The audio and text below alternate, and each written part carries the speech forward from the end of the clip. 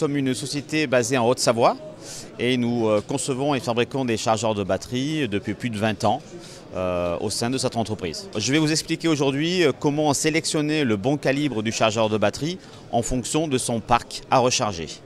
Donc c'est une opération qui se fait en 3 étapes. La première étape consiste à définir la taille du parc à recharger.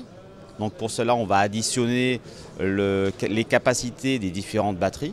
Donc par exemple, si vous avez 2 batteries de 110 ampères-heure au niveau de la servitude, ça correspond à un parc de 220 ampères-heure. À partir de là, on va prendre une valeur qui est comprise entre 10 et 20% de cette capacité pour dimensionner le calibre du chargeur.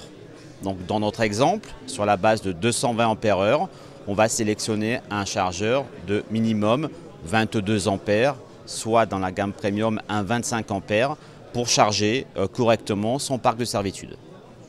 On peut monter jusqu'à 20%. Dans ce cas-là, on va réduire de moitié le temps de charge de son parc.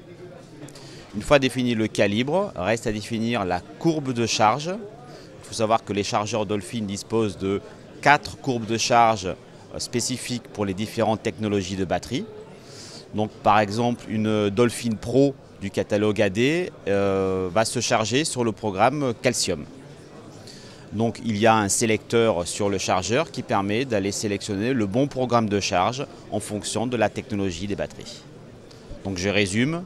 Premièrement, définir la capacité en ampères-heure de son parc de batterie. Deuxièmement, prendre une valeur au minimum de 10%, au maximum de 20% de cette valeur.